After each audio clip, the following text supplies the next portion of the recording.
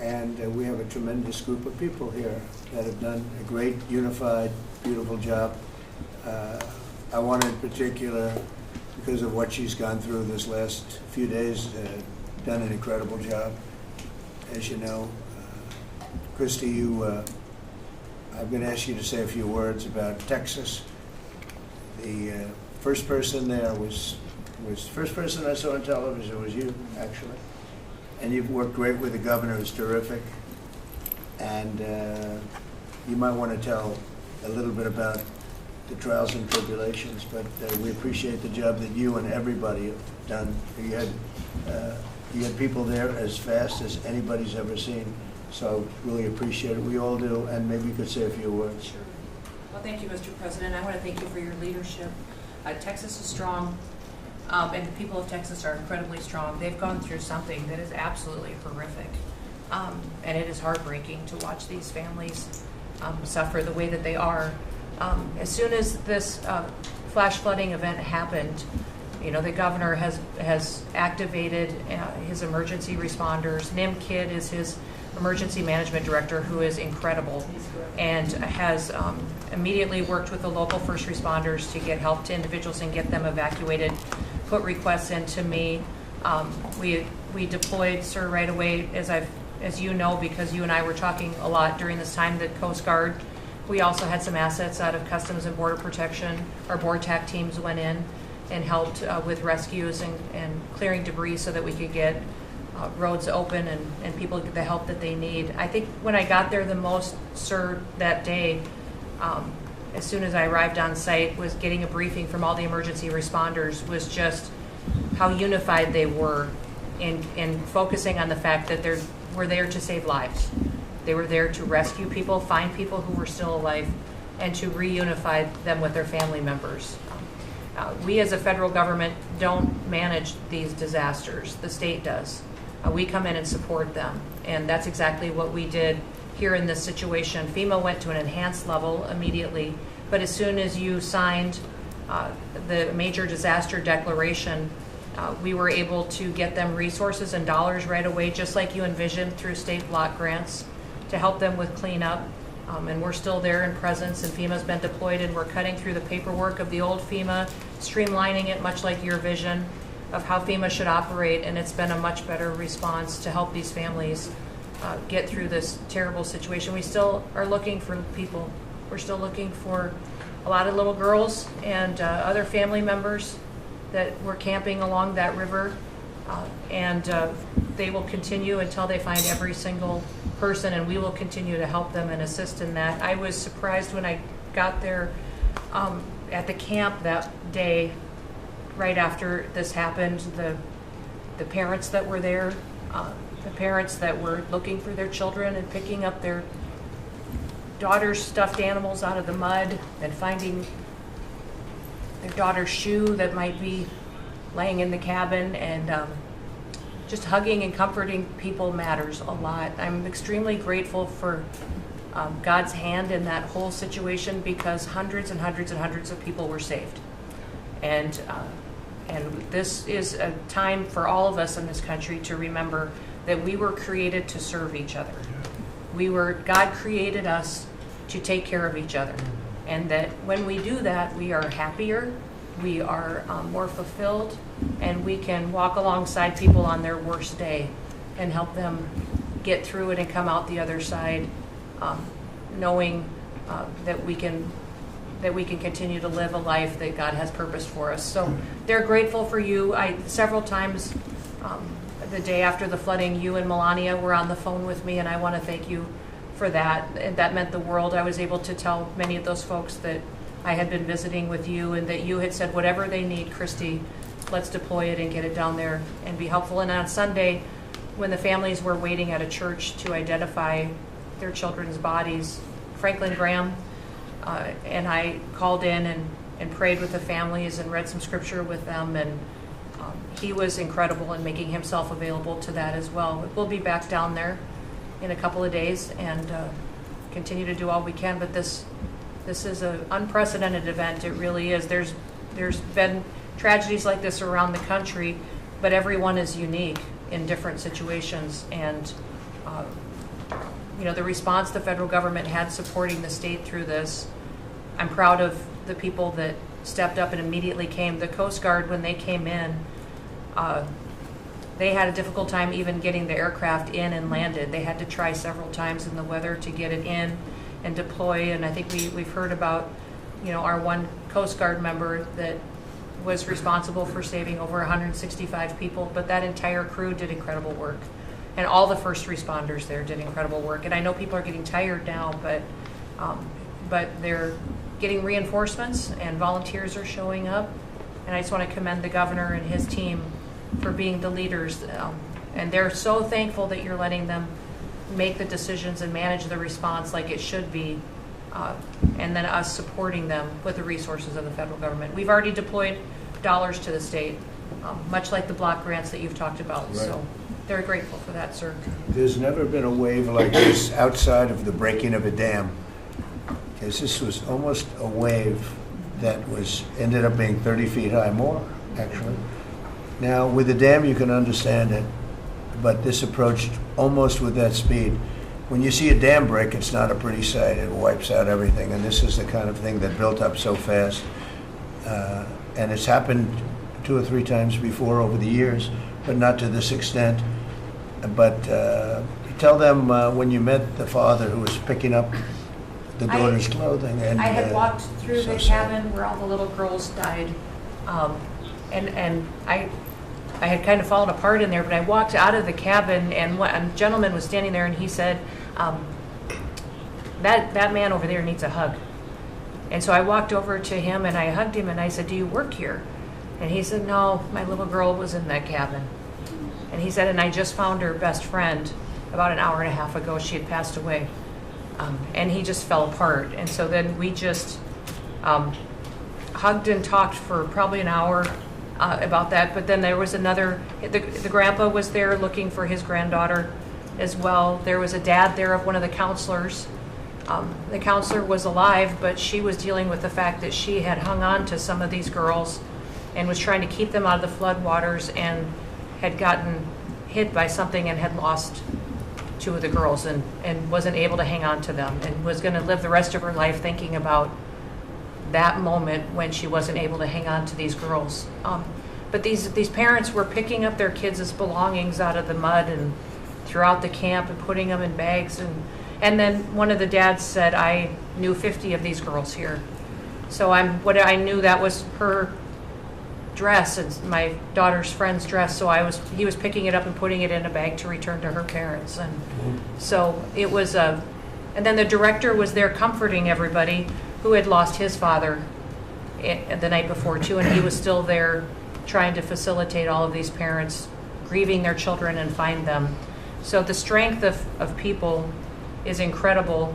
One of the things that I asked there that day was that they all have escorts or counselors when parents come in. So from that point, that when they came into the camp, that they have somebody with them when they're going and looking for their children's belongings or looking for their children. And so very emotional, but also just so tragic.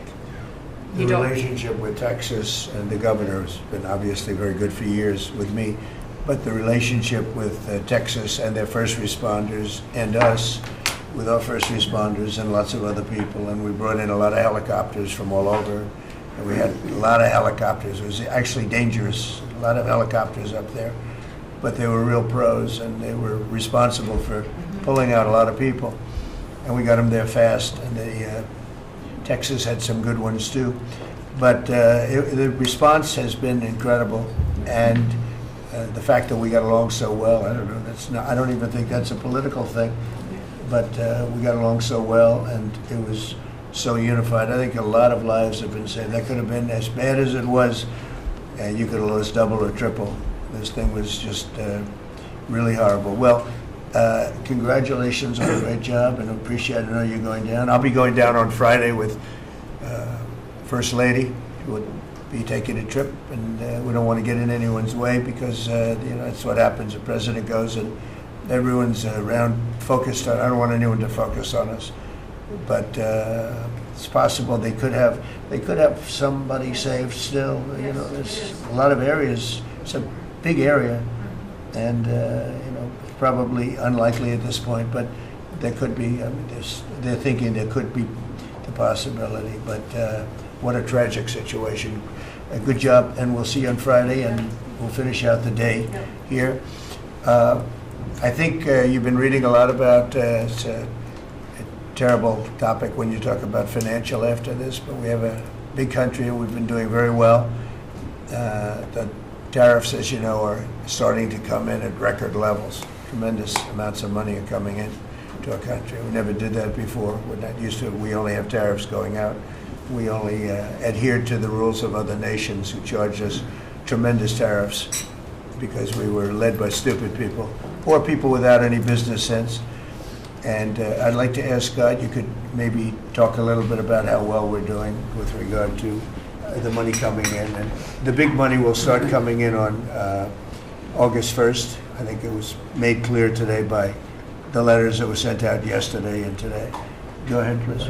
Yes, sir. We will have taken in about $100 billion in tariff income thus far this year, and that's with the tariff, the major tariff not having started till the second quarter. So we could expect that could be well over $300 billion by the end of the year. We don't agree with CBO scoring, but for those who do, the CBO scored tariff income over the next 10 years at $2.8 trillion, which we think is probably low. And, you know, sir, under your leadership, we're witnessing. And they gave us no credit during this last little, the great, big, beautiful bill. I always use the word great. I add that to it because it really is what it is. It's never been anything like it, actually. And I want to thank all the Republicans that voted for it. And I want to, you know, scold the Democrats because they're voting for tax cuts. They're voting for no tax on tips, no tax on Social Security, no tax on overtime, and, you know, many, many other things far more important than that. Great health care.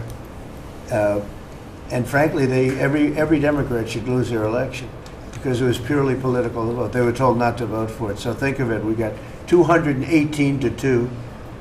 And then with the Senate, we had 50 to 3. Democrats didn't vote at all. Not one positive vote with all of the good things in there. Economic development money, tremendous border money. Now you're loaded up on the border.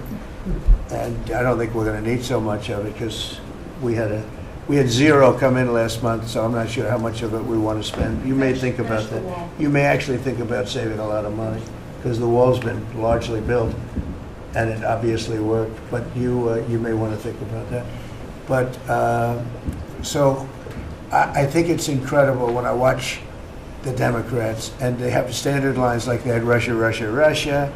They had the laptop from hell. It all came from Russia. You know, they make things up and they go with it and they feed it to you people in many cases. And they said, here's our line.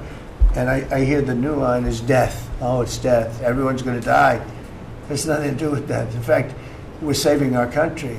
Death is from allowing 25 million people into our country, of which 3 or 4 are stone cold, hard criminals. 11,888 are murderers, many of them committing more than one murder. That's death, and the Democrats did that. Joe Biden did that by allowing people to come in here just totally unchecked, unvetted, open borders, open borders. The whole world was dumped into our country from prisons, from gangs, from mental institutions. We have many people walking the streets, walking in areas that we don't know anything about that came out of insane asylums. They released the insane asylum population into our country, and it's amazing the job that you and Tom Homan are doing, by the way, on that. But we have to get them out, and we have no choice. We have to get them out, and we are getting them out. And so, Pete, you want to tell them about our great military and how well we did with respect to the bombers and the B-2? We had the pilots here 2 days ago, and they were incredible people. Go ahead. Yes, sir. Truly a historic mission. It demonstrated the skill and courage of the United States military. From those B-2 pilots and families that we had a chance to meet, sir, to the fighter pilots, to the refuelers, to the maintainers, to the air defenders who defended the base, What was demonstrated on the world stage was American military might and capability. And it wasn't just Fordo and Esfahan and Natanz that took notice in Iran. It was the rest of the world, that we have a decisive commander-in-chief willing to use these capabilities, which are the best in the world. As the president pointed out, no one else could have done what America did there on that night, and everyone took notice of that. With the One Big Beautiful Bill, sir, we've got $150 billion additional to invest in Golden Dome and all the other weapon systems and stockpiles and shipbuilding priorities of yours. Another month, another historic recruiting bump. It's not just the Army and the Marine Corps anymore, it's the Navy, the Air Force, and the Space Force, all historically ahead of where they've ever been. So historic spirit inside the military. We had a chance to be at NATO, Marco and I, and see how the world responds to us saying it's time for you to shoulder the burden and take the lead for your continent. That only happens with President Trump leading. And we're proud to be a part of what's going on at the border, sir, with now a fourth national defense area where we're helping get to that number 0 and securing the border. But that mission, Operation Midnight Hammer, re-established deterrence. It reversed what happened in Afghanistan. You saw the debacle of what Biden allowed to happen in Afghanistan and what that did to our image.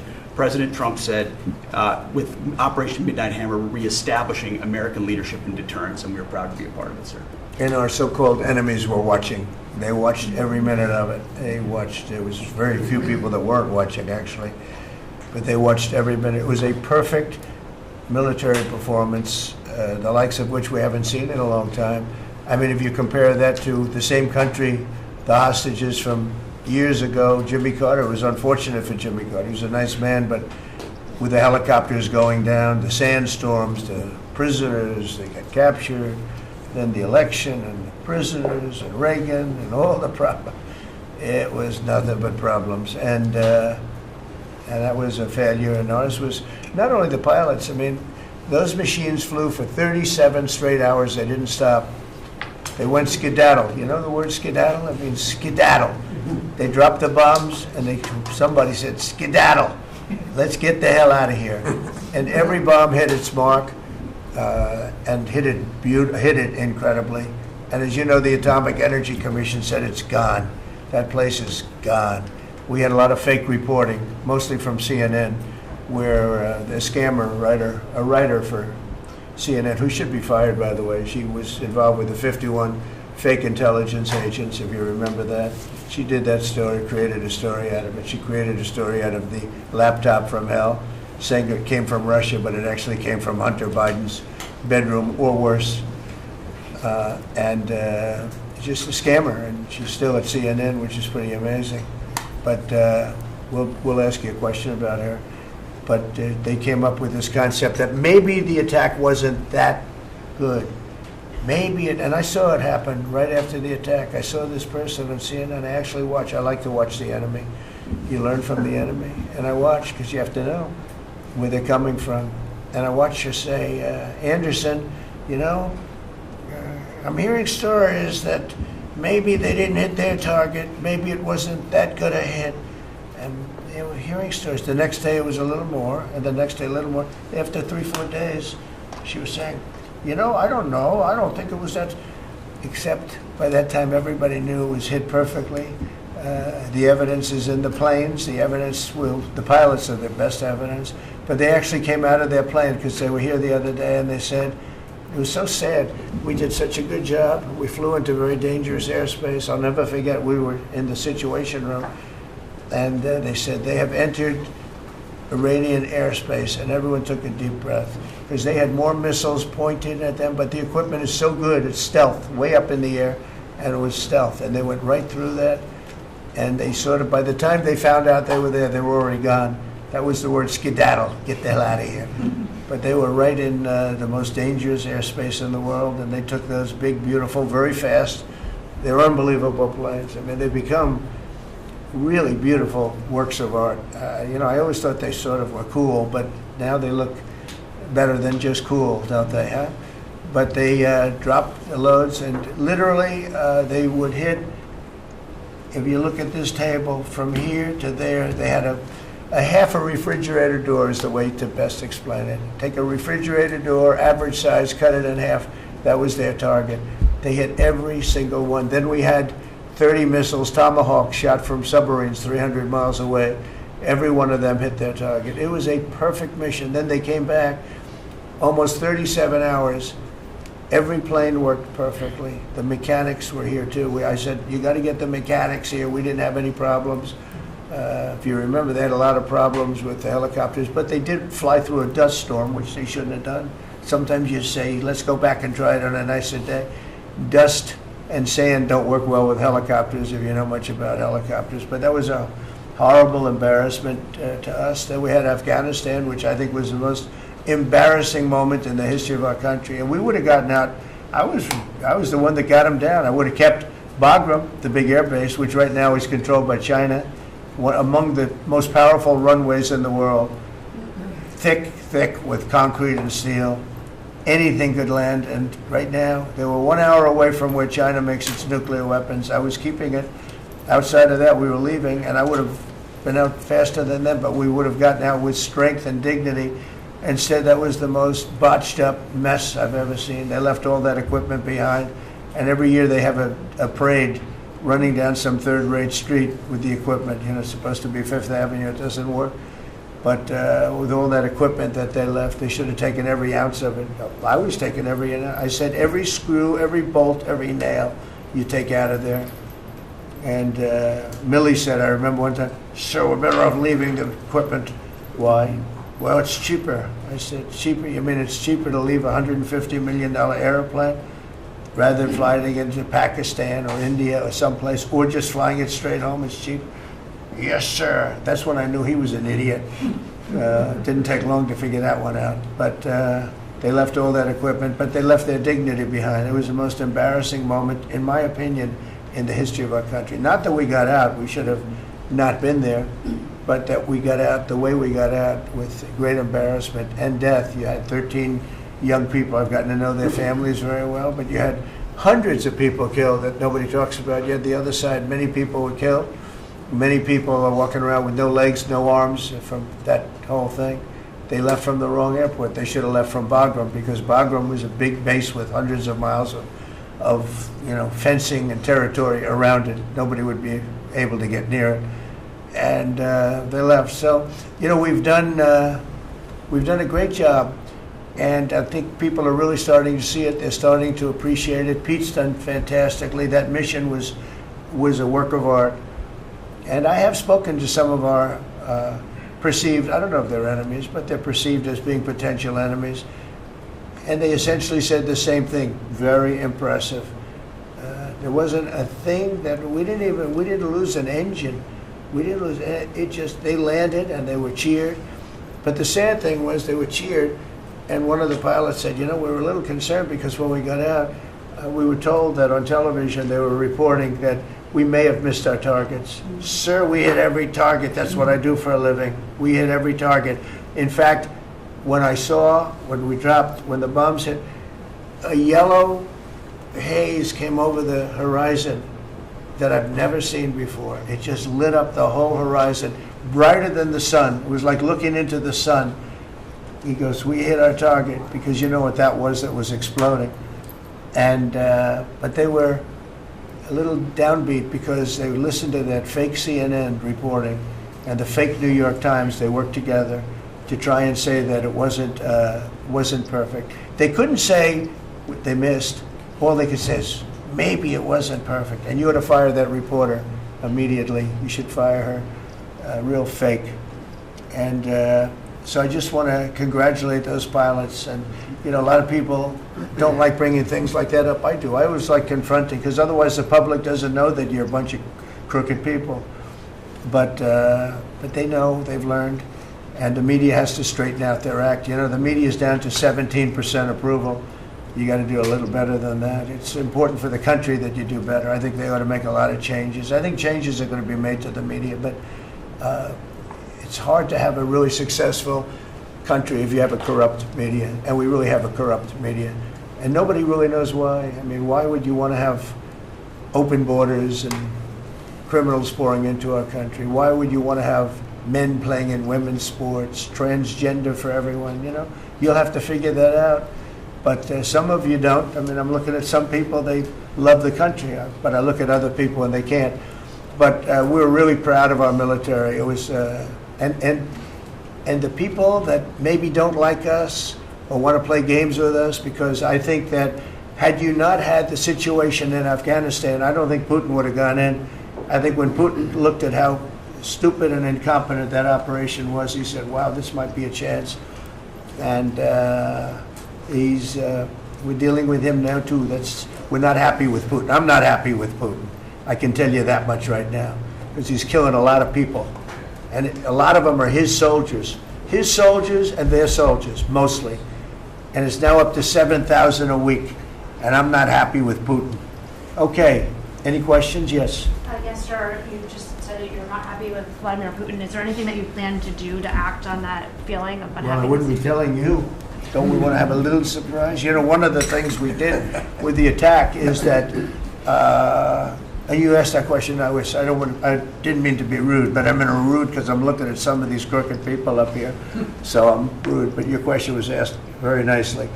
But one of the things we did is we went over every fact. We wanted to get every fact straight. We wanted to have the distance straight, the number of pilots straight. Everything had to be correct, because this was a very important mission. If we failed on this mission, it was beyond the war that, obviously we had with Iran and Israel. A lot of hatred, a lot of years and years of hatred, centuries of hatred. People have never seen anything like it. So we wanted to be correct with all our facts. So what I was doing is just asking. It would be great if the media would be correct with their facts. That's all we ask for. So go ahead. So finish it up. Oh yes. Just returning back to Russia. If there's anything that you would signal about your displeasure with them. Well, I'm very unhappy with them. There's no reason for this. It's turned out to be tougher, but it's only tougher. And I will say the Ukrainians were brave, but we gave them the best equipment ever made. We gave them the anti-tank busters that knocked out tanks. I mean, you just aim them in the direction of the tank and the tank is gone. We gave them missiles, the latest and the greatest. They were able to shoot down a lot of things that would have normally wiped out. Probably would have been a very quick war. It would have been a war that lasted 3-4 days, but they had the benefit of unbelievable equipment. And Europe gave them too. We gave them far more because Biden shouldn't have done that. He should have equalized. We should have given him the same, or we should have given actually less than Europe. It affects Europe much more than us, but we're in there for over $300 billion. Europe's in there for over $100 billion, but still, Europe gave a lot. And I will say this, the Ukrainians, whether you think it's unfair that we gave all that money or not, they were very brave because somebody had to operate that stuff. And a lot of people I know wouldn't be operating it. They wouldn't have the courage to do it. So they fought very bravely. But we gave them the best equipment in the world. We make the best military equipment by far. There's nobody close. You look at other equipment from other countries, it's not even close. That's why everybody wants to buy our equipment. And that's why we're going to step up these contractors now that make it. And they're brilliant, but they make it too slowly. And we have to step them up, Pete, and let them make it at a much higher rate. Unfortunately, we have to do that. But if you look at our Patriots, if you look at our Tomahawks, if you look at our, what we do with tanks is, you wouldn't want to be driving a tank. You would feel nice and secure. But they are javelins, they're called. And I gave them the javelins. Remember they said Trump gave the javelins and Obama gave them sheets, right? They called Obama at that time. Barack Hussein Obama, if you haven't heard, did a terrible job. But that was a war that should have never happened, and a lot of people are dying, and it should end. And I don't know, we get a lot of bullshit thrown at us by Putin. For you want to know the truth, he's very nice all the time, but it turns out to be meaningless. Do you want to sanction him? Lindsey Graham has a sanctions bill on Russia. Do you want him to move ahead I'm looking with that? at it. Yeah, no, I'm looking. The Senate is passing and passed a very, very tough sanctions bill. Yeah, I'm looking at it. And you'd sign that? It's an optional bill. It's totally at my option. They pass it totally at my option, and to terminate totally at my option. and I'm looking at it very strongly. Yesterday you said you want to see more Go ahead, please. The Council of Economic Advisors released a new report saying that imported goods have actually decreased in price from December I know, isn't that through March. amazing? Well, my question is, With the tariffs. the Fed chairman keeps saying that tariffs are going to cause price increases. Are we Are the sure- prices just not Chairman passed of the through? Fed? Yes, exactly. Well, Are the prices, You do a better job than him. Are the prices just not passed through yet? No, I think what's happening is everything's evening out. You know, when we charge, see, what people don't understand, the other countries have been charged, almost every country charges us tariffs. We had deficits with everybody for years, for decades. And we were like this big monolith that made bad deals with everybody. We rebuilt South Korea and we stayed there. It's okay, we rebuilt it and we stayed there. And they pay us very little for the military. I got them to pay billions of dollars, and Biden then canceled it when he came in. I said to South Korea, as an example, we give you free military, essentially, very little. And I think you should pay us $10 billion a year.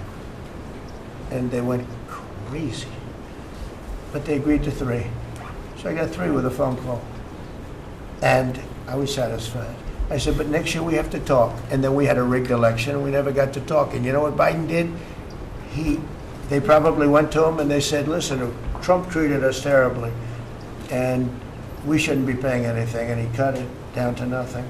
So that's what happens. It's ridiculous. That's the other thing. We're talking to countries about contributing to the military, not only just paying more in NATO, but contributing. We have 45,000 soldiers in South Korea. We have 45,000 soldiers in Germany, 52,000 actually. And that's a huge economic development for them. That's tremendous amount. That's like having a city.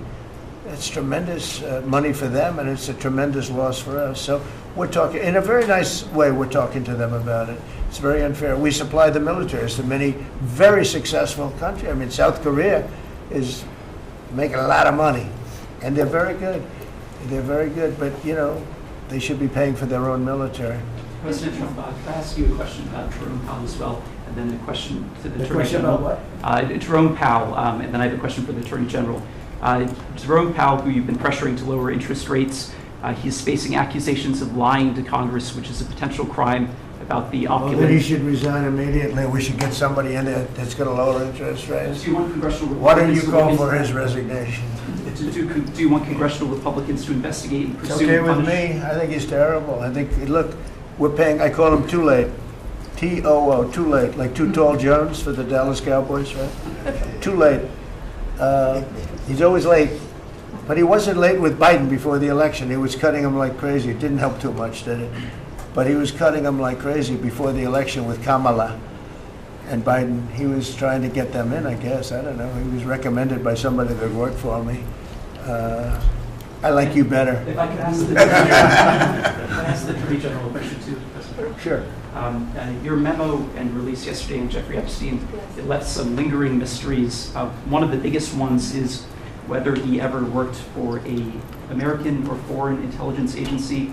The former Labor Secretary, who was Miami U.S. Attorney Alex Acosta, he allegedly said that he did work for an intelligence agency. So could you resolve whether or not he did? And also, could you say why there was a minute missing from the jailhouse tape on the night of the staff? Yeah, sure. If Hey, I Pam, could, could I just interrupt for Sure. 1 second?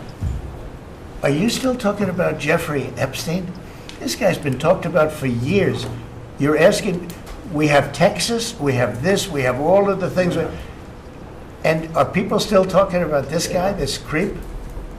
That is unbelievable. Do you want to waste the time, and do you feel like answering? I don't mind answering. I mean, I can't believe you're asking a question on Epstein at a time like this where we're having some of the greatest success and also tragedy with what happened in Texas. It just seems like a desecration, but you go ahead. Sure.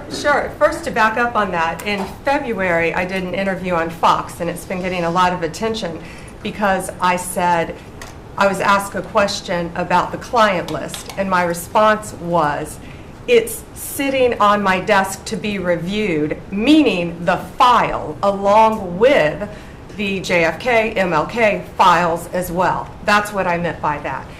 Also, to the tens of thousands of video, they turned out to be child porn downloaded by that disgusting Jeffrey Epstein. Child porn is what they were. Never going to be released, never going to see the light of day. To him being an agent, I have no knowledge about that. We can get back to you on that. And the minute missing from the video, we released the video showing definitively the video was not conclusive, but the evidence prior to it was showing he committed suicide. And what was on that, there was a minute that was off the counter. And what we learned from Bureau of Prisons was every night, they redo that video. It's old, from like 1999. So every night the video is reset, and every night should have the same minute missing. So we're looking for that video to release that as well, showing that a minute is missing every night. And that's it on Epstein. Mr. President, on the tariffs again, on August 1st, you've said it is the deadline. What incentives do countries have to negotiate? It seems that deadline keeps moving. It was April 2nd, now it's... We didn't move, no. It's always been August 1st, that's when we're paying. A statement was put out today, and I put it out just to make it clear. It wasn't a change, it was August 1st. We don't change very much, every time we put out a statement, they say he made a change. I didn't make a change. A clarification, maybe. No, August 1st they pay. And everybody pays, everybody has to pay, and the incentive is that they have the right to deal in the United States. If they don't want to, they don't have to pay, and they don't have to deal here. But if they want to buy and make a lot of money and sell in the United States, they have to do that. If you go back and look at some of the good presidents, our country was the wealthiest, proportionately the wealthiest, from 1870 to 1913. It was an all-tariff country. We didn't have income tax. That came in in 1913. We had tariffs. And we had so much money we didn't know what to do with it. We had, we had a couple of presidents that were very, very strong. McKinley, I guess more than anybody, but he was the tariff king, but he was very, very strong. It's sort of sad. He made a fortune for this country, became very rich, and then Teddy Roosevelt went out and vice president, and he spent the money. And they said Roosevelt was a great president. And let's say he was a great president, but the money was paid by McKinley with tariffs. Tariffs are charged by other countries at levels that are ridiculous. And I call those other countries, and every one of them is willing to give us everything now, by the way, just so you know. Sir, we'll charge you no tariffs, nothing. We'll give you everything. We'll give you access to our markets. We'll give you everything. Is that a correct statement, Scott? Yes, sir. Howard, would you say that's a correct statement? Exactly correct. It's like they just don't, because they're very spoiled, because for years they ripped us off and we didn't have a president that understood it, or Secretary of Treasury or Secretary of a lot of different secretaries are involved, but certainly Commerce Secretary was, not doing their job. I don't know about Kelly, she's small business. We'll keep it that way, okay? Her small business is bigger than almost all big businesses when you add it all up. But no, they are very respectful of our country, but the incentive is that they have the right to do business with us. Without that, they don't have the right to do business, and that would be okay too. And with this flurry of deals, will we hear in the next 24 hours, will we hear a flurry of deals? Yeah, we have a lot of them going out, but the deals are mostly my deal to them. We're picking a number that's low. We don't want to hurt them, and fair. We're picking a number that's lower than, in most cases, lower than what they charged us. But it's amazing when you've paid all this money for years and they get one president that's a little bit different and a little tougher on this subject, and they're willing to drop everything they've been charging us for years and years. I mean, we have countries going, we will have you don't have to pay any tariff to come in and do business. They're giving us total access to their countries. They gave us no access to the country. They say, well, you cannot go into our country. Okay, good. Now we will give you total access and you don't have to pay any tariffs. But please don't charge us tariffs. And we don't like that deal. So the letters I send out are, we have made some deals. We can make a lot more deals. It's just too time consuming. It just makes it more complicated. And we can do things over the years too. We're not hard line. But it's about time the United States of America started collecting money from countries that were ripping us off and laughing behind our back at how stupid we were. Okay? Thank you. Mr.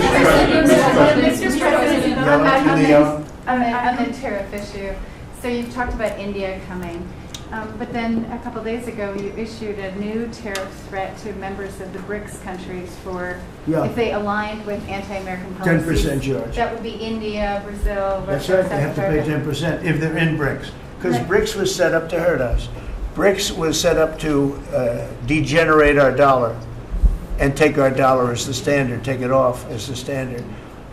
And that's okay if they want to play that game, but I can play that game too. So anybody that's in BRICS is getting a 10% charge. Is that immediate, sir, or is Yeah, that pretty if soon. they engage in some behavior? Well, if they're a member of BRICS, they're going to have to pay 10% tariff, just for that one thing, and they won't be a member long. I thought BRICS was, I said this about a year ago, and it largely broke up. But, there are a couple that hang around, but I thought it largely broke up. BRICS is not, in my opinion, not a serious threat. But what they're trying to do is destroy the dollar so that another country can take over and be the standard.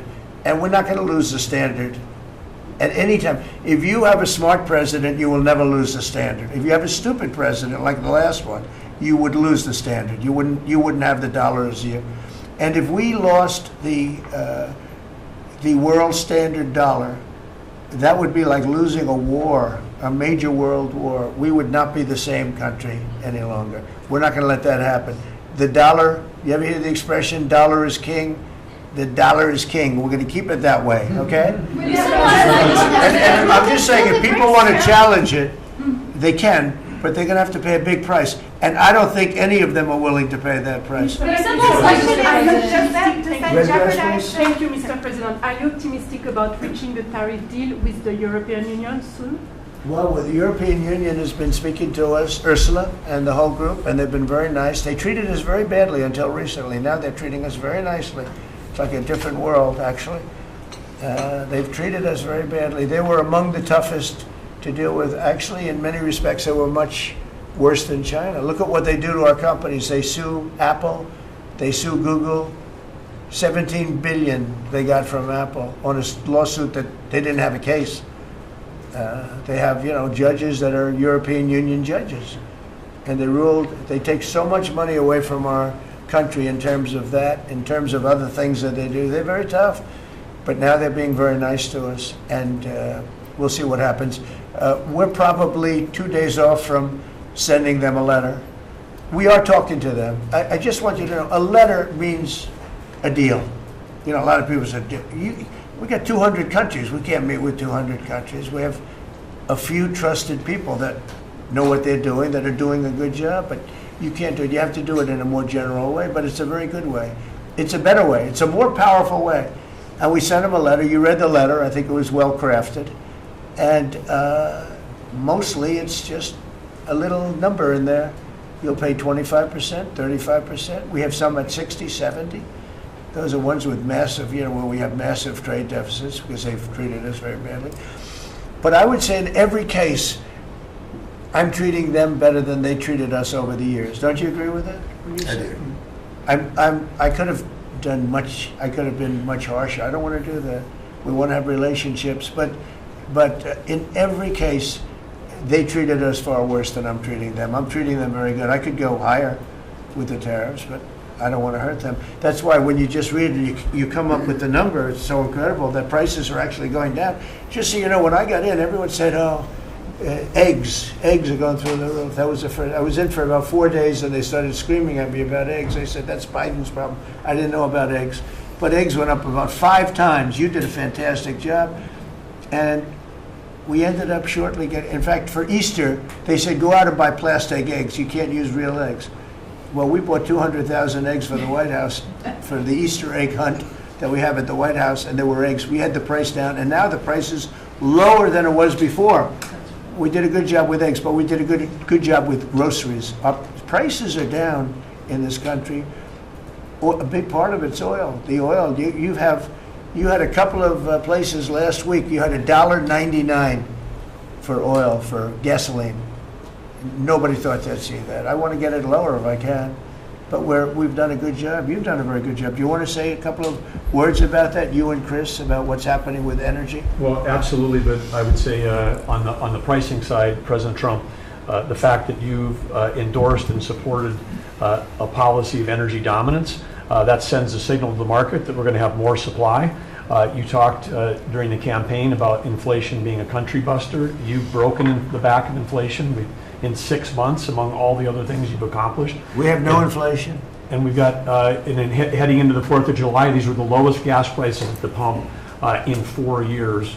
And again, for Americans, this is like hundreds of billions of dollars that stay in their pockets because we lower the price of gas at the pump. But when we lower the price of energy, it lowers the price of food, it lowers the price of the clothes you wear. It's the biggest thing. It's the biggest thing. It's like a big tax cut.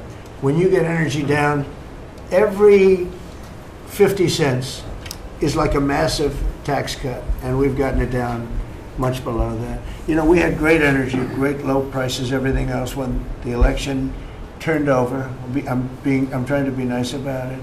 It turned over, shockingly, but nevertheless it happened. Energy started going up, and it went up really bad, and then he went back to the Trump policy. The problem was they didn't know how to do that, and he lost it. He lost that sucker. That big sucker was out of control, and his energy prices went way up, and that's what caused it.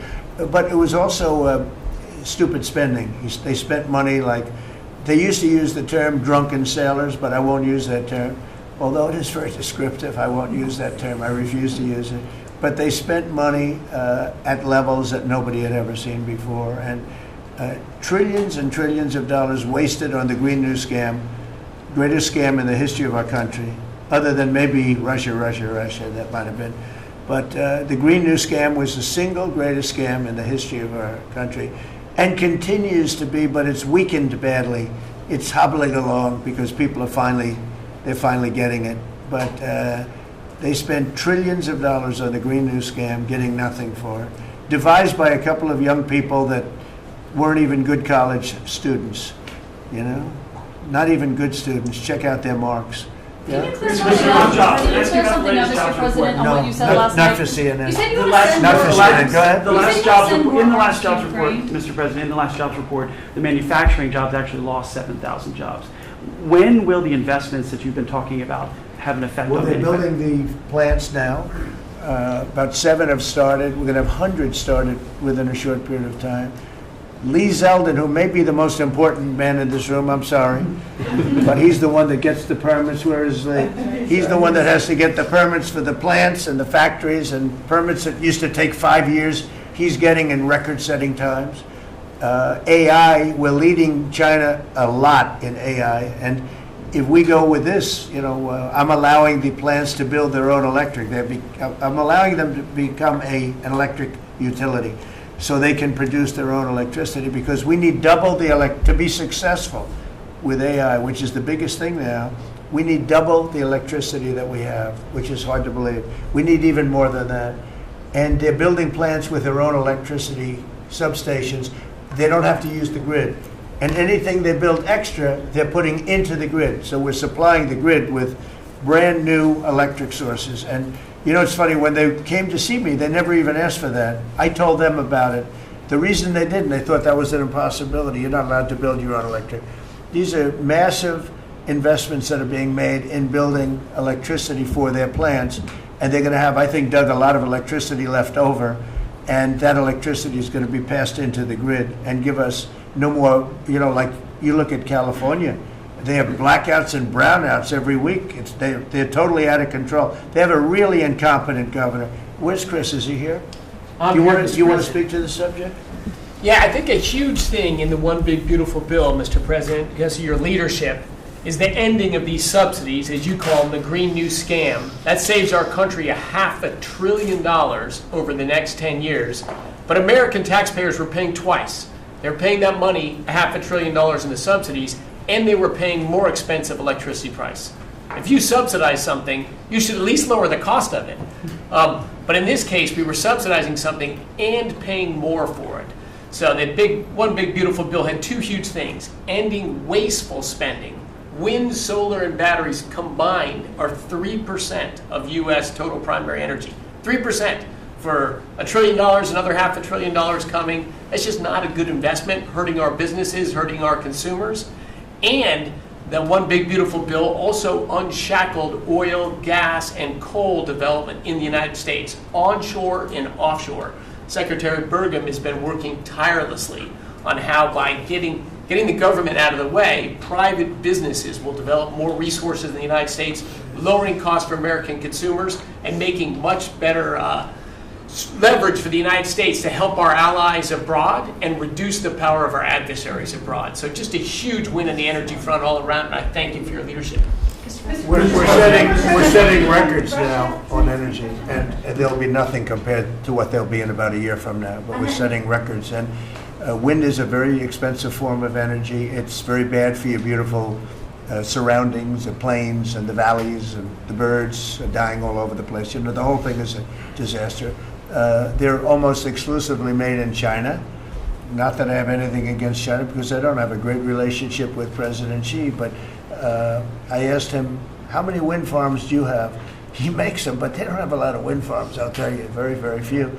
And wind is tremendously expensive and is very ugly. And if you own a house that's inside of a windmill, your house is worth less than half.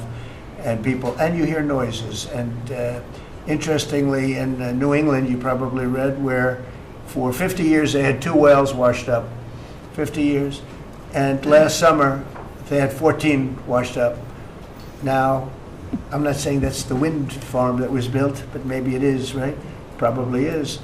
It's tremendously expensive, and it can only be done with subsidy. You know, I know a man that's in that business, and one of the biggest in the world actually runs a company that builds these stupid windmills. And he said, I hate the business because it's the only energy where you need subsidy. He said, energy shouldn't need subsidy. You should make money with energy. So wind. The other one is the solar, those big solar fields. They're taking our farmland. Our farmers are like mortified by it. They hate it.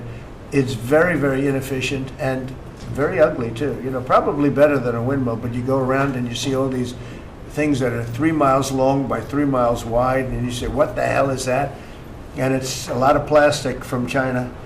It's plastic, black plastic from China. Now, we want to be smart. We're going with,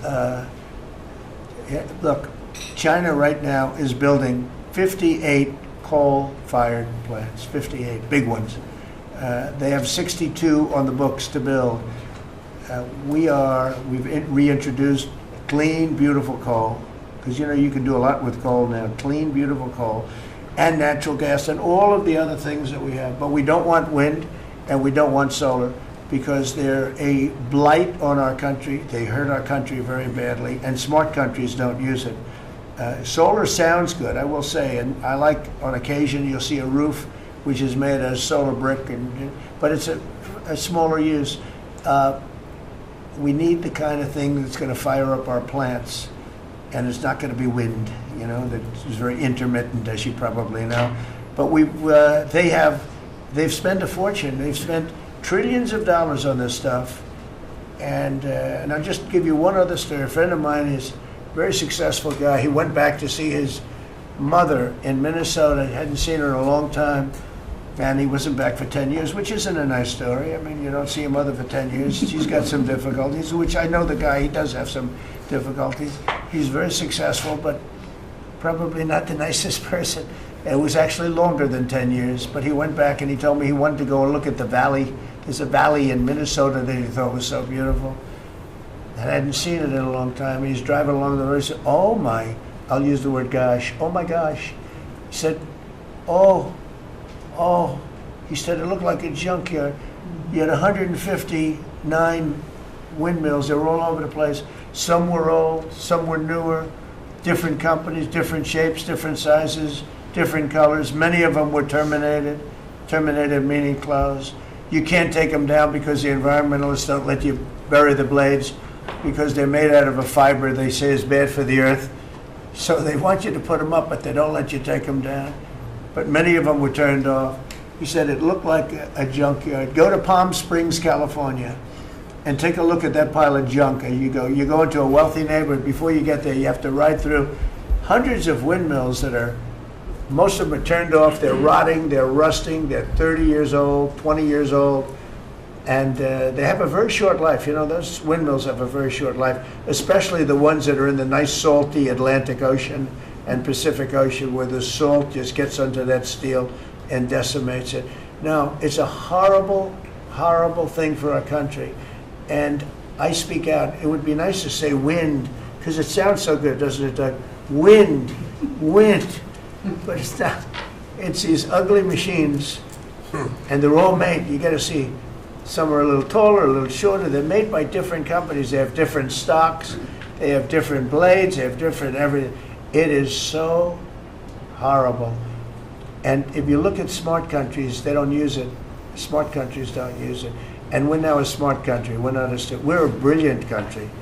We're not smart. We're brilliant now. We're going to be a brilliant country. We have to be, because we have to catch up for some really stupid people that did a bad job. Yes, Brian? Yes, Mr. President, I've got a quick comments and feedback as a native Texan, someone that I grew up bringing my kids to a camp very near the affected camp now. Thank you on behalf of Texas. I've gotten hundreds of messages that want to thank. It's if you're in the cabinet room, you can tell the president and his team on behalf of Texans, thank you so much for the quick response and the loving and the hugs. I saw that you gave. Two quick questions. I saw a Palestinian senator. His name is Schumer. He's a great Palestinian. No, he's a Palestinian. He's become a Palestinian. He's abandoned the Jews. But I saw him say, it's Trump's fault. Yeah, that's right. It's Trump's fault. He was actually, do you ever see John Lovett's The Liar? Where he goes, yeah, I went to Harvard. That's right. This was Schumer. He goes, yeah, it's Trump's fault. That's right, it's Trump. I actually saw that stupid guy try and blame it on me, and I said, man, that's a tough one to take. But his career is limited, because I hear AOC is going to beat him, and she's no bargain either, by the way. Go ahead. Well, I'm just saying that's an example of an America First team effort to get this country back. So that's what America First looks like for the viewers watching us at home. My two questions. Looks like we have a rogue judge, an Obama-backed rogue judge that is attempting to block the funding to Planned Parenthood, which the big, beautiful bill cuts off the funding to Planned Parenthood. Any plans to challenge that? Okay. Absolutely. Yes, we're on it. We're on it. And I texted, I believe, I talked to yesterday Secretary Lutnick and Secretary Besson. I reached out to you to let you know that we were on it in the big, beautiful bill. Wonderful. And then I let her handle that question. You noticed? I said, go ahead, handle that question. I'll toss it to her. Then my second question was Secretary Rollins. You did an amazing press conference today in front of the Department of Agriculture. You talked about the Farm Act and the need to get China out of our country, owning farmland. For the viewers at home that might have missed that, can you recap what that means to national security, to make sure we can grow our own food? Well, thank you, Brian, sir, if you don't mind. Yes, this morning, Secretary Hegseth, Secretary Noem, and Attorney General Bondi and I had a press conference at the USDA. I just happened to have a chart in case it came up, but obviously the Chinese owning of farmland in our country is a massive national security issue. And for the media, you can see the yellow is where all of the farms have been purchased over the last number of years, and the red is around all of the military bases where that farmland has been purchased. So this is a massive national security issue. The press conference this morning included 3 of our greatest governors as well, Sarah Sanders from Arkansas, Jim Pillen from Nebraska, and Bill Lee from Tennessee. The states have begun taking a leadership role to ban the purchasing of China farmland. Obviously, Congress needs to step up and catch up, and we're going to be working alongside of them as well. We had some of our members, great members of Congress there, but it is time, and I think that this morning was symbolic of many things. The first of this administration working every day to effectuate President Trump's leadership and unequivocal support of America First. But second, just how close we are as a cabinet. I don't know in any other administration that you'd have 4 cabinet members at the USDA on a Tuesday morning when it's about 110 degrees outside with the sun beating down on us talking about, sir, your vision. So I think it was a great day. It was just the start. There's an executive order coming and some other things coming behind that. But protecting America's farms isn't just about protecting our farmers. It's also about national security. So that's what we discussed this morning. I do want to say that I think we have had a really good relationship with China lately, and we're getting along with them very well. They've been very fair on our trade deal, honestly, and I hope we're going to have a great relationship. It's a big, strong, powerful country. We're more powerful than they are. We have much better military equipment than they do, but we are getting along with them very well.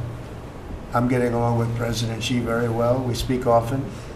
And with all of that being said, and I understand what you're saying, but I think we're getting along with China very well. Mr. President, you want to send more weapons to Ukraine, as you said last night. Last week, the Pentagon paused some shipments of weapons to Ukraine. Did you approve of that pause? We want to put defensive weapons because Putin is not, he's not treating human beings right. He's killing too many people.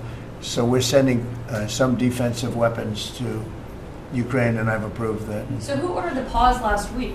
I don't know. What did you tell me? I think that's a question for the Pentagon. Go ahead. Mr. Yeah. President, on immigration, the Secretary, the Agriculture Secretary, did say this morning that undocumented workers would not be covered by any amnesty who are working on farms. You had said maybe that the ISA folks won't go after those folks on farms. So which is it? There's no amnesty. What we're doing is we're getting rid of criminals, but we are doing a work program. Do you want to explain that, please? Yeah, this morning we talked about, of course, this was a top of mind question. This morning we talked about protecting the farmers and the farmland, but obviously this president's vision of no amnesty, mass deportation continues, but in a strategic way, and then ensuring that our farmers have the labor that they need. Secretary Chavez-DeRimmer has been a leader on this. Obviously this comes out of the Labor Department, but moving toward automation, ensuring that our farmers have that workforce, and moving toward an American workforce. So all of the We've above. got to give the farmers the people they need, but we're not talking amnesty. Lori, do you want to say something about that? Thank you, Mr. President. On this, thank you, Secretary Rollins, how important this is never to displace the American worker. What the Department of Labor is doing is focusing on what the law entails now, being more modernized, more streamlining, to work through the H programs. We're going to have a concierge approach to that, where we have developed a new office to answer the need of our farmers and ranchers and producers, and not to displace the American worker and follow within the law now. And that does not include an amnesty program at all. And we've seen that working, and we'll continue to have that roll out. On the other topics that we've somewhat talked about, the jobs numbers, Mr. President, 4 months in a row we've seen those jobs numbers increase. That's an exciting time for our manufacturers. That was asked earlier. We know it's going to take some time, but through that deregulation process that Lee and I are working on as well, the Department of Labor has rolled out 63 new deregulations that we're going to be moving through. In the first Trump administration, it was successful with over 30. We've just rolled out 63 new ones in order to double down on those manufacturing companies, to let them know that we have signaled through this process that we will assist them in getting the workforce that they need. It's an exciting time. That one big beautiful bill, that was the signal to my former colleagues in Congress to get this done. It's been an important time. I spent time on the ground visiting 7 states in 9 days prior to that bill being passed, because it was the most pro-worker piece of legislation that we will ever see really in this country right now. No tax on tips, no tax on overtime, no tax on Social Security. That matters to the American worker, because we don't want to take their money and give it back. We want them to keep more of their hard-earned dollars in their pockets currently, and that's what they're excited about. And as I move forward with those tariff talks, I heard a company, orthopedic company in Indiana, say to me, for the first time since you have taken office, Mr. President, their increase in their bottom line by 8% since these tariff talks have happened. Not one company has said the president is not doing a good job. These tariff talks are working. They're feeling it on the ground. The media has told a false story, because what's happening on the ground is positive, and that's what we're seeing in these jobs numbers. So I really, through the Department of Labor, to come in behind all the secretaries and build this workforce is going to be key to the American worker. So thank you for what everybody did this last week. The One Big Beautiful Bill is a doubling down of this, and we're going to see these workers start to grow. And that apprenticeship program is going to be working. That's we'll right. have that It's gonna million be great. apprentices across the country. We, as you know, we're building plants all over the country now, which you weren't building any plants 4 years ago. You weren't building anything. But those plants, when they open up, it's going to be, you'll see numbers like you haven't seen ever. I don't think in history you'll never see numbers like what we're going to see in the very near future. Many of them are building the plants. Some are just starting right now. You know, it's a brand new administration. But, and they wouldn't be here except for two things: November 5th, the election, and the tariffs. And frankly, I guess the election was more important because of the tariffs. I mean, another person wouldn't have done this. But they're coming in because of the tariffs. They have to, they're not going to pay 25, 30, 40, 50%, 70, and 100%. And we'll be announcing something very soon on pharmaceuticals. We're going to give people about a year and a half to come in, and after that, they're going to be tariffed if they have to bring the pharmaceuticals into the country, the drugs and other things into the country. They're going to be tariffed at a very, very high rate, like 200%. We'll give them a certain period of time to get their act together. But they were all here, now they all left. They went to other places because we allowed, people that sat in this room allowed it to happen. And I don't allow it to happen. The people in this room don't allow it to happen. So we're going to be announcing pharmaceuticals, chips, and various couple of other things, you know, big ones. We did steel, as you know, they're 50%. We did aluminum, 50%. Lumber just came out. Mention that's copper. And we did cars. And now, today we're doing copper. Copper and lumber. What would that tariff be on? The section tariff? I believe the tariff on copper, we're going to make it 50%. 50%. Any breakthroughs in See, I'm glad he Gaza? didn't question it. Any breakthroughs? I sort of thought, what would that be? A quick one. I didn't have much time, but he agreed with me. That's why he's Howard. Any breakthroughs on Gaza with the Prime Minister, and there's reports that you're meeting with Netanyahu again tonight. Is that Yeah, accurate? I am. He's going to come over again tonight. We're talking about Gaza, mostly Gaza right now. It's he's been very unfairly treated. I think what they've done to him in Israel is very unfair, having to do with this trial. You know, he's a wartime prime minister, had an unbelievable outcome, and I think he's been treated very unfairly. But he's coming over later. We're going to be talking about, I would say, almost exclusively Gaza. We got to get that solved. Gaza is a tragedy. It's a tragedy. And he wants to get it solved, and I want to get it solved, and I think the other side wants to get it solved. Steve, could you talk on that, please? We're in proximity talks now, and we had 4 issues, and now we're down to 1 after 2 days of proximity talks. So we are hopeful that by the end of this week, we will have an agreement that will bring us into a 60-day ceasefire. 10 live hostages will be released. 9 deceased will be released. We're meeting at the President's direction with all the hostage families to let them know. And we think that this will lead to a lasting peace in Gaza. And you're doing a good job. It's a tough one. It's a tough one. A lot of hate, you know, it's called long-term hate. But we think we're going to have it solved pretty soon, hopefully with a real solution, a solution that's going to be holding up. And can I follow up? This is, I think, the first cabinet meeting since Elon Musk has not been a special government employee, not here anymore. He's now saying he's going to create a third political party. Are you worried about the impact that could have? No, I think it'll help us. It'll probably help. Third parties have always been good for me. I don't know about Republicans, but for me. Are you second guessing any of the cuts that Doge made? Since you described him as off the rails. Look, we cut hundreds of billions of dollars with Doge. We could have done it differently. I would have done it differently a little bit, maybe, but it was something that we saved a lot of money.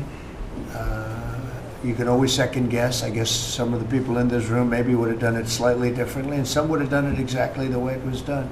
But it was dramatic, and it was important, and we found a lot of things like billions of dollars given to people for environmental protection, where they had $100 in the account, like in Atlanta, Stacy, and then you had another one with 20 billion here, and 20 billion here, and 2 billion here, and 15 billion, and Lee, you might want to mention just a couple of those things. We really got because of Doge. At the Trump EPA, the one big beautiful bill was filled with many big beautiful wins for the taxpayer. It delivered a sledgehammer to the Green New scam. Billions of dollars rescinded. So it's a big deal for the American taxpayer who sees money go through pass-throughs, that are filled with self-dealing and conflicts of interest. They see unqualified recipients. They see reduced agency oversight, and they want accountability with their tax dollars, and they got it. In the example of the Stacey Abrams connected NGO, they received $100 in 2023. They got $2 billion in 2024. They had to complete training on how to develop a budget that was put into their grant agreement. They, out of nowhere, started paying a CEO $800,000, a COO $450,000, 22 people making over 150 grand. Out of nowhere, this is tax dollars. So money go through pastors, through other pastors, through other pastors, and we lose oversight over it. And you see that it's going to former Biden officials, it's going to former Obama officials, it's going to Democratic donors. And we're not here saying we want to take money from a left-wing NGO and give it to a right-wing NGO. We want to give it back to the taxpayer. This is about us being good stewards of American tax dollars without any apology or regret. That's why President Trump was elected last November, because there are a whole lot of people who maybe they hadn't voted Republican in a long time. Maybe they didn't even vote for President Trump the first time around in 2016, but they're regretting that vote from 2016 and they were making it right in 2024. So the One Big Beautiful Bill gave us the tools to rescind billions of dollars more. We're seeing hundreds of thousands of dollars that'll get wasted per electric vehicle as an example of this money that was going through it. They gave $50 million to a group called Climate Justice Alliance. They say that climate justice runs through a free Palestine. The Biden EPA gave $50 million to a group that says that climate justice runs through a free Palestine. We say that if you're going to spend $1 in the name of remediating an environmental issue, then spend $1 on remediating an environmental issue. We say that we can protect the environment and grow the economy. We want to help grow more baseload power in this country. So why is it that it took this long for this team to get assembled, to be able to fix the mess that we inherited? But gosh, we love showing up at our jobs every single day, first thing in the morning, because all day long we get things done for the American taxpayer. And Congress did its part last week by passing the One Big Beautiful Bill to deliver this accountability and to cut off the Green New scam. So maybe it's a bad day for Stacey Abrams. Maybe it's a bad day for all those well-connected Democrats getting paid off. But you know what? God bless America. Because at the end of the day, President Trump is here, J.D. Vance is here, and the greatest cabinet ever assembled to deliver that much-needed and highly demanded accountability. Mr. President, That was a very good answer.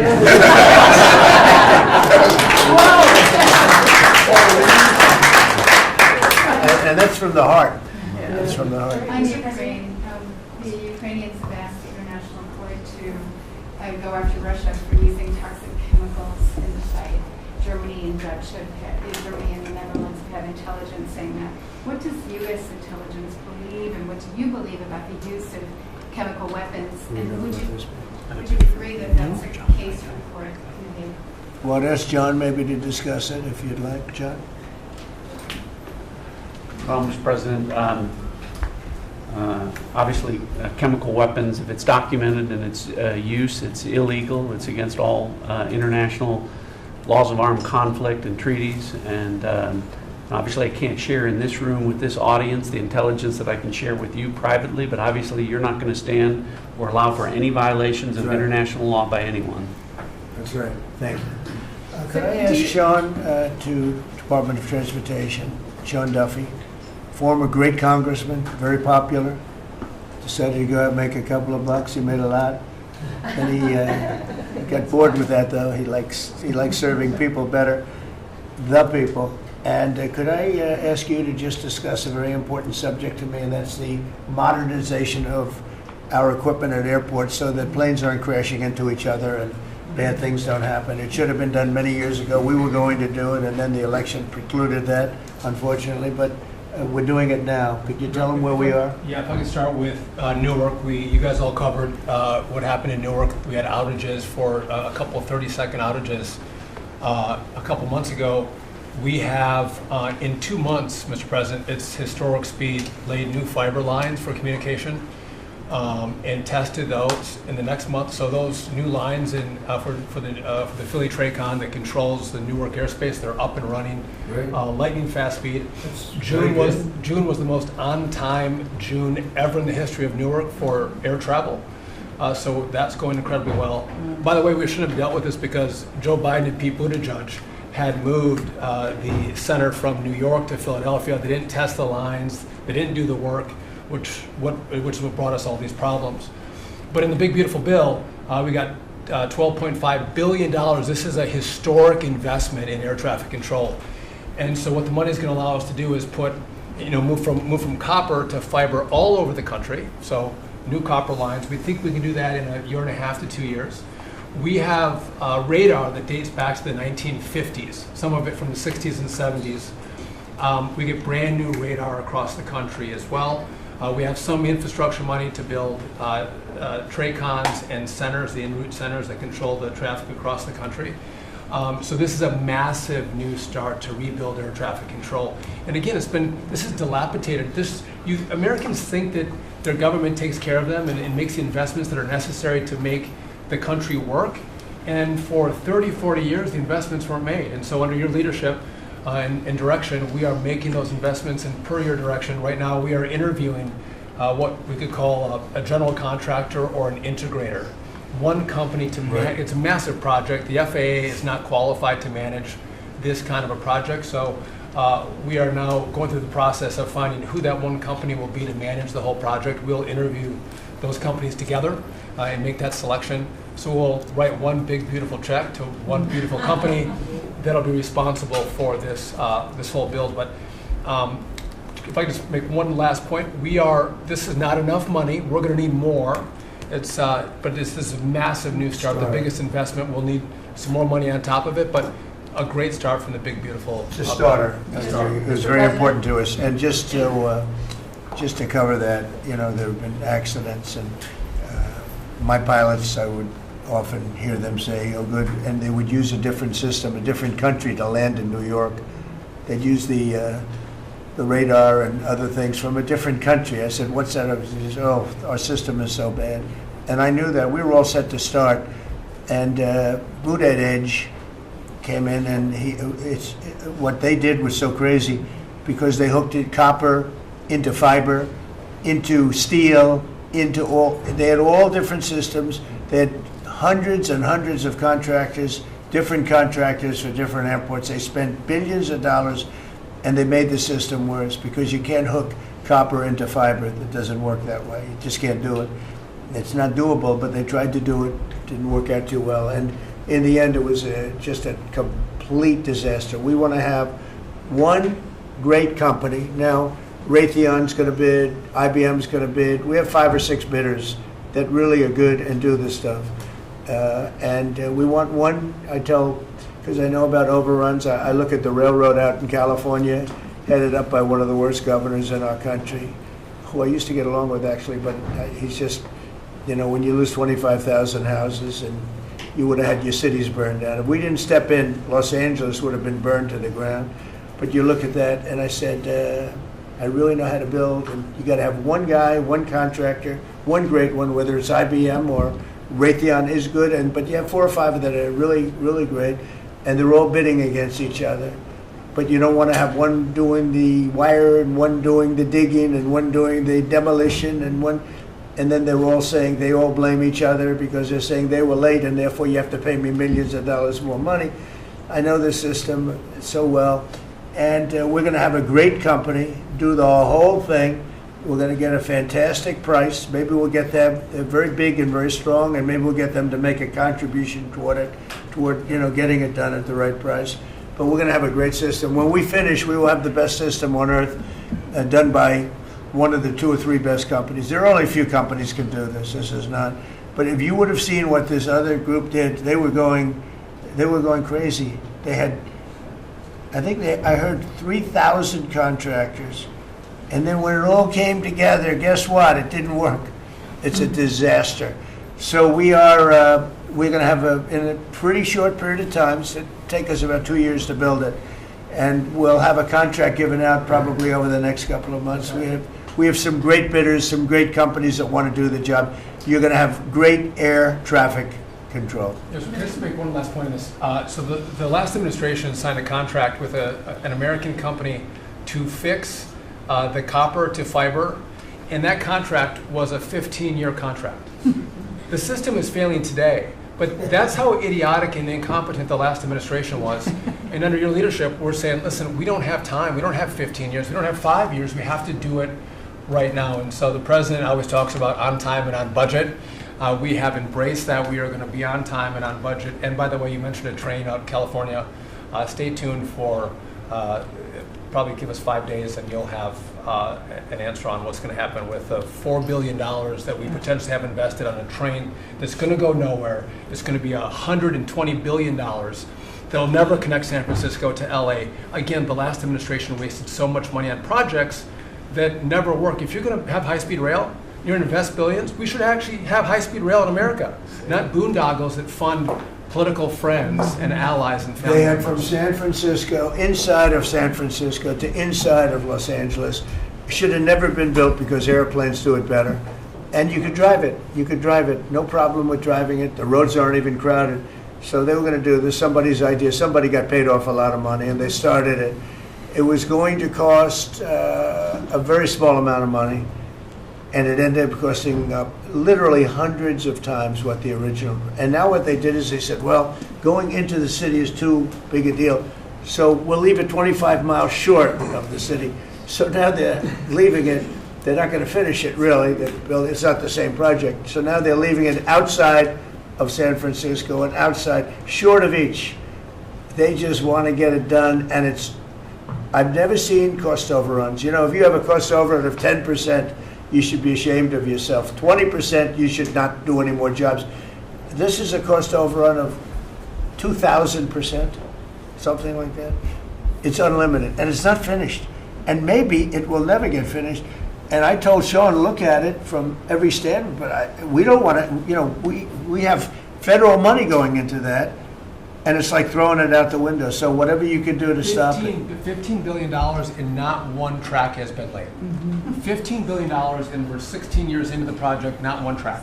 Mr. President, on FEMA, Mr. President, on New York, you're the most prominent Republican in the country from the city.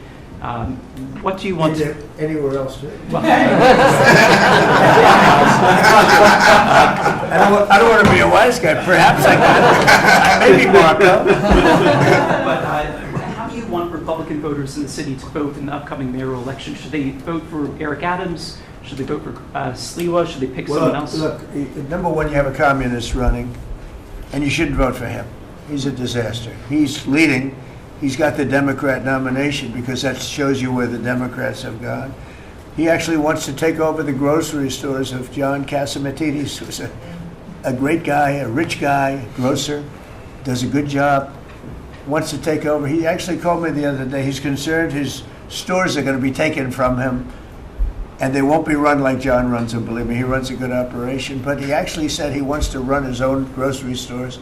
No, this is a man who's not very capable, in my opinion, other than he's got a good line of bullshit, and he's convinced them to go with him. Now, as you know, Cuomo, who does have capability, is running, but he got knocked out, and now they're running as, you have Eric Adams, the current mayor, you have Cuomo, and you have Curtis Sliwa.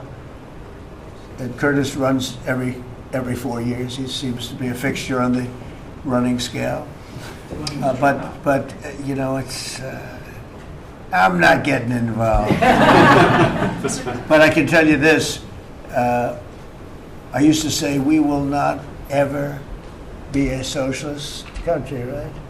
Well, I'll say it again: we're not going to have. If a communist gets elected to run New York, it can never be the same. But we have tremendous power at the White House to run places when we have to. We could run D.C. I mean, we're looking at D.C. We don't want crime in D.C. We want the city to run well. Susie Wiles is working very closely with the mayor, and they're doing all right. I mean, in the sense that we would we would run it so good, it would be run so proper, we'd get the best person to run it, the crime would be down to a minimal, would be much less. And, we're thinking about doing it, to be honest with you. We want a capital that's run flawlessly, and it wouldn't be hard for us to do it. And we've had a good relationship with the mayor, and we're testing it to see if it works. But New York City will run properly. We're going to bring New York back. I love New York. I loved New York for a long time. Then we had a bunch of crooked people in there. You have an attorney general who's a total stone cold crook, New York State, Letitia James, a total crook. All they do is want to go after political opponents. They do what's ever expeditious for them. She's the one that took out Cuomo because she wanted to run for governor, and then she ended up getting 1% of the vote. She polled at 1%. She dropped out, went back to attorney general. You have a lot of crooked things going on in New York. We're going to straighten out New York. Maybe we're going to have to straighten it out from Washington. But when I see a communist who has actually gotten a Democrat, pretty much gotten the Democrat nomination, they also went to that new form of voting, which is a beauty. You go in there in third place, you come out in first. That's that form of voting that they have gone to. You know what I'm talking about. It's not too good. We're going to do something for New York. I can't tell you what yet, but we're going to make New York great again also. We're going to make it great again with the country. What we've done in this country in the last 6 months, nobody has ever seen it. And I told the story, the King of Saudi Arabia, I was over there. They gave us $5.1 trillion between Saudi Arabia and UAE, Qatar. 3 stops, $5.1 trillion coming into our country as an investment, biggest investment ever made. And it's all going to good stuff. I mean, all real big, good stuff. Energy projects, big, big things. But they all 3 told me essentially the same thing. We thought your country was dead, and now you've got the hottest country in the world. We're right now riding the hottest country. We are, and you can all be proud of it. We're in the hottest country. This is the hottest country in the world. There's nobody close. Made hotter by some great pilots and great machines that nobody else has. Those great, big, beautiful machines, they rode those machines right into the toughest territory, and nobody knew what the hell happened. And then they hit their targets perfectly, and it was complete and total obliteration. And that's why that war ended, Steve. They told me that's why the war ended. The war ended when they saw that, it was over. And we're very proud of it. But we have the hottest country in the world right now, from a country that was close to dead. And if I didn't win, if you would have had the other person win, we all know who she is. Whether it was she or Biden, they're the same. He may have been more competent than her, and that's hard to believe, right?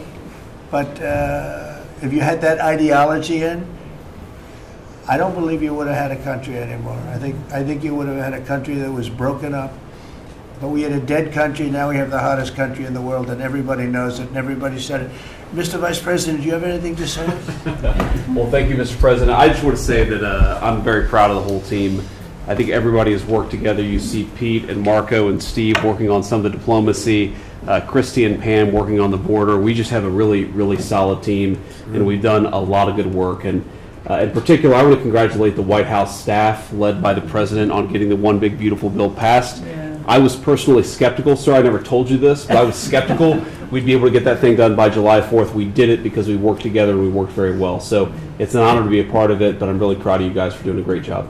The beautiful thing about it, it had something for everyone. That's right. Most people said it had to be broken into 7 bills. It's so big. The problem was that some of those 7 have nothing for anyone, but they had to be done for the country. You know, sometimes you have to do things for the country that aren't necessarily popular. We had a couple of them, and that wouldn't have worked. So the One Big Beautiful Bill, many people said it could never be approved. Too big, too everything. Is too much. But it had something very big and very important for everyone, and it's great for the country. And remember, the Democrats have come up with a false narrative, you know, just whatever. It's just a line that they send to everybody and that they print. I think in the case of this, it's death, death. Everyone's going to die. I heard that. Everyone's going to, just the opposite. Everyone's going to live. What we're doing is saving our country and making it much bigger, better, and stronger than it ever was. I'd like to ask, Marco's been doing such a great job. Do you have anything to say? Well, it's just going through a list here, Mr. President, and I think the Vice President's pointed out to the great team you have, but and all these achievements that have happened domestically. But you think about it, under your leadership, we prevented and ended a war between India and Pakistan. NATO's now at 5% for the first time ever, the highest numbers ever. A peace deal between the Democratic Republic of Congo and Rwanda. A 12-day war that ended with an American operation that we're the only country in the world that could have done. Hopefully, pretty soon, a peace deal between Azerbaijan and Armenia. The entire Middle East and the infrastructure of it has the potential now to change because of Syria and Lebanon, and it hasn't even been 6 months. Sure. It hasn't even been 6 months, so it's a great testament to your leadership in this. Well, thank you very much, and you've done a fantastic job. Could I just ask Linda, she's involved in so much, she's so talented and so good, and she's working on a couple of little things like Harvard, who was given $5.5 billion over a short period of time. We caught him on that one, that's crazy, but you're working on so much, you want to bring education back to the States. How are you doing? Well, absolutely, and thank you for the opportunity. I think on the big, beautiful bill, what we saw, with school choice, that's finally on a national basis at the state level, but there are opportunities now for scholarships, more and more of them for kids who are in failing schools. It's going to be a big turnaround. I think one of the biggest accomplishments we had over the past week was the University of Pennsylvania with the Title IX ruling that Leah Thomas was stripped of her title, Riley Gaines and Paula Scanlon and other women who have stood, so strong against men and women's sports. And when you put out the executive order, I mean, that just solidified it and gave them the opportunity. So those are a couple of really, really big wins, and thank you for that opportunity. And how are you doing with Columbia and Harvard? We're negotiating hard. I think we're getting close to having that happen. It's not wrapped up as fast as I wanted to, but we're getting there. Okay, good. And you've done a fantastic job. Thank you very much. It's been a good team. Yep. Team. You have a great team. Around this table, a lot of people have helped with that. That's right. Thank you very much. Maybe just in closing, we spent a lot of time, effort, very little money on this room. This is called the Cabinet Room. It's been here for a long time. And it had some pictures that were not many of them and not very good ones. And I actually spent time in the vaults. The vaults are where we have a lot of great pictures and artwork. And I picked it all myself. I'm very proud of it. That's Andrew Jackson, great Andrew Jackson. That's a gentleman named, and we call him President Polk. He was sort of a real estate guy. He was, people don't realize he was he was a one-termer, but he was a very good president. But, and I'm not sure I should be doing this, he actually gave us the state of California. He was the one, he was the one that, so I'm not sure, maybe he won't be there for long. But if you notice, the frame is the exact same size almost as the other one is Andrew Jackson. So that was a part of the reason too, I have to be honest. But Polk was actually a very good president who's got the same frame that I needed, okay? And up here you have the original George Washington right behind the light. And then you have Dwight Eisenhower, who was a very underrated president. He built the interstate system, and he was the toughest president, I guess, until we came along. But I don't mind giving up that crown, because I don't want to be too tough on it, but we want to be humane. But he was the toughest president on immigration. He was very strong at the borders, very, very strong. And sometimes you can be too strong. He was strong at the borders, and during a certain period of time, they were so strong that almost every farmer in California went bankrupt. And we have to remember that. We have to work together, and we have to remember that. But he was a very good president and a very good general, and he was, he was a four-termer. He was Franklin Delano Roosevelt. And if you notice, there were a lot of ramps outside. We have ramp, people say it's an unusual place for a ramp. It was because of him. He was wheelchair bound, but he was an amazing man. It's an amazing portrait, and we used to have him in the room, a different portrait, and it was a terrible portrait. It was almost like it was done by a child. And I used to say, I can't believe that he would have approved of that portrait of himself. And I was in the vaults and looking at things. I said, what's that? And we have some great curators here. We have 6 curators at the White House. They have 2 for paintings, they have them for furniture, they have them for different things. I guess cost is no object. Okay, cost is, maybe I'd have 1, but that's all right. But we have 6, and they're very talented, though. And he said, that's a picture of FDR. I said, really? Let me see it. They took off the wrappings, very well preserved. And I said, that's the picture they've been looking for years. That was the picture of Franklin Delano Roosevelt. And I said, oh, wow. And likewise, that frame-wise, it just doesn't work. It doesn't work if you have, I want to be nice, but it doesn't work if you have a big frame, a little frame, but it's like perfection. I'm a perfectionist. The mirror was down in the vaults also. I said, where is this from? And it's a very old, very storied mirror, beautiful. We put that up. And then over there is Honest Abe Lincoln. And that picture was in his bedroom. And we thought that this would be a very important place because this is where wars are ended. I'm not going to say wars are declared. I'm going to say wars are ended, okay? We'll be positive. And that's the picture of Abe Lincoln from his bedroom, sat in the bedroom for many, many years. That was his favorite picture of himself. And the Lincoln bedroom is very famous. You remember when Bill Clinton had it and he rented it out to people. Okay? We don't do that. But it's an incredible room. And we took that picture from his bedroom. That's Abe Lincoln. And then over here you have John Adams, and it's they were the first occupants of the White House, 1800.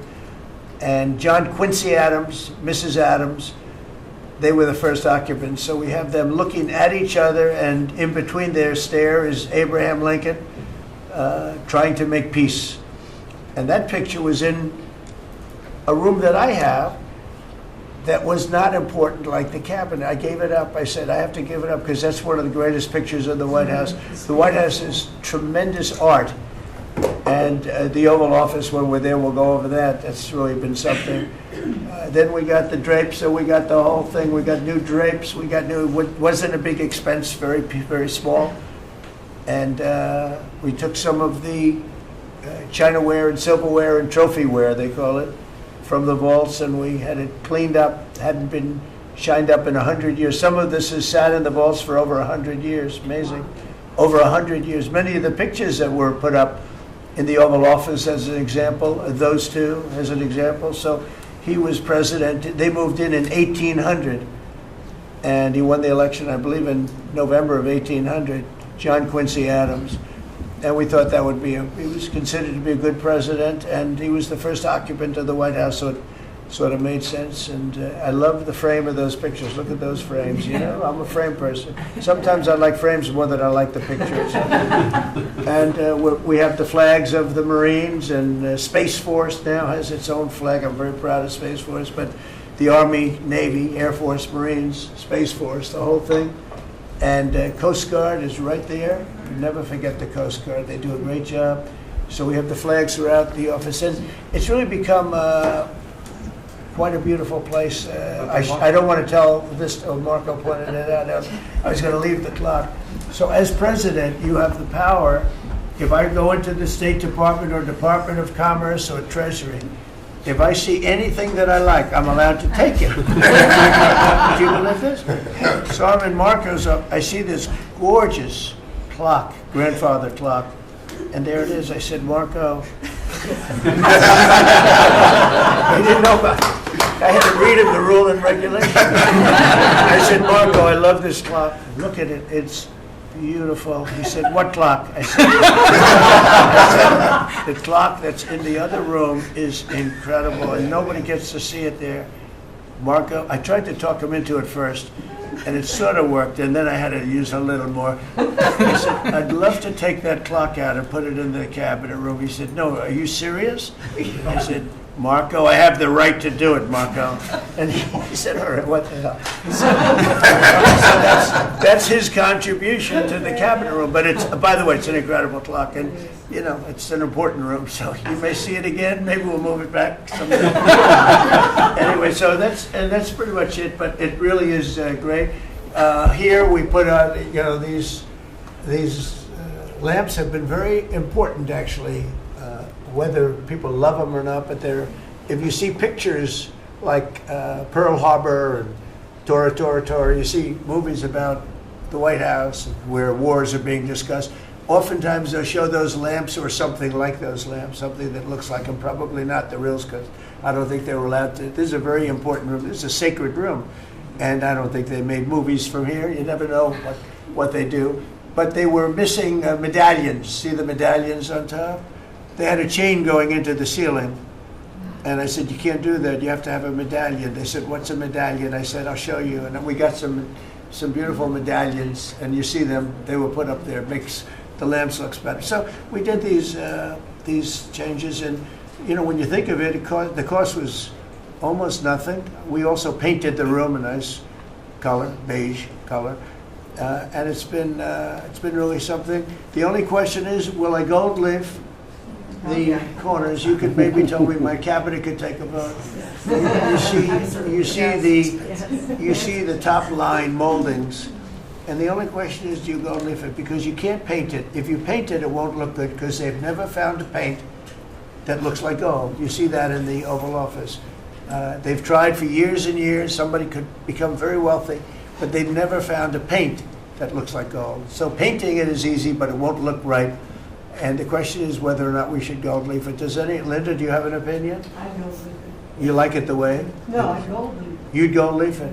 Yeah. Who would gold leaf it? Could I raise you? How about, would you gold leaf it? I was going to ask about McKinley, one of your favorite presidents. Well, McKinley was a great president who never got credit. In fact, they changed the name of Mount McKinley, and I changed it back because he should have been. The people of Ohio he was the governor of Ohio. The people of Ohio were very happy when I did that. I heard they were very insulted. They took the name of Mount McKinley off. That was done by Obama a little while ago, and I had to change it back. I changed it back. He actually was a great president. He was a president. He was the tariff, the most, I guess, since me. I think I'm going to outdo him, but he was a tariff president. He believed that other countries should pay for the privilege of coming into our country and taking our jobs and taking our treasure. That's the way he explained it. They took our jobs and they took our treasure, and for that they should pay. And he made them pay, and he built a tremendous fortune. In fact, in 1887, they had the Great Tariff Committee was set up in 1887 because our country had so much money, we didn't know what to do with it. And they set up a committee of, as they called them, elites, a term that we have to change because I think a lot of the people that are elites aren't elite. I think the people that aren't elite are elite, so we're going to have to maybe switch that around somehow. But they had a committee that was set up to spend the money because it was such a large amount of money at that time. It was nobody had seen anything like it. And it all came in from tariffs. And people didn't pay tax. There was no income tax system. I told you that came back in 1913. That came back and lived well for a while. And then you had the Great Depression. And then later they tried to bring back tariffs, but the whole thing was, this was after the Depression. That was one of the great misconceptions. Is people like to say, "Oh, but it was during the no." The country had a Great Depression, and then after the Depression, long after it started, they brought back tariffs to see if they could save it, but it took them really 25 years. When you say about 25 years to get out of the Great Depression, a lot of people don't understand that. But I thought it would be interesting for you to get a little view of this room. This is a very important room, very powerful room, great room. And we've done similar, but even beyond this, in the Oval Office. We brought back pictures of some of the great presidents. Many of them were in the vaults for over 100 years. Originals all, beautiful, beautiful things. And rather than sitting in a vault downstairs for 128 years, I thought we should display that. And we did that, I think, in a really good way. We've gotten very high marks. But it's interesting. People walk into that room and they look around the room. They don't even want to talk to me. They could look at it for hours. It's funny when people come into the Oval Office. It's such an incredible. It's a sacred place. When people come into the Oval from the biggest people in the world, presidents, prime ministers, kings, queens, one case at least, queens, and the biggest business people in the world. They walk into that office and they always say, there's no place like this in the whole world in terms of the power. I mean, it's beautiful and all, but there are other beautiful offices. You have businessmen that have offices that are, full floors of office buildings, floor-to-ceiling glass, and they walk in there and they say, there's no place like this anywhere in the world. There's no place. And, it's what it represents maybe more than the physicality of the room itself. So it's an honor to have you all, media. It's an honor to have you. I just want to say we have a fantastic cabinet. Every one of them is a star in my book. And if they're not, I'll let you know about it. I don't care. I'll throw them to the wolves. I'll throw them to the wolves in 2 seconds because our country comes first, right? But I just want to thank you all for being here. It's been a lot of fun. Thank you very much, everybody. Thank you. Thank you, everybody. Thank you, press. Thank you, press. Thank you, press. Thank you, press. I'll tell you some other time. Thank you. Thank you, guys. Yeah, I will. Are we talking about next week or here? I'm going to go. I'll be going to the game. Yeah. I'm going to deliver it. They have it in my office. You're right. You're giving it up?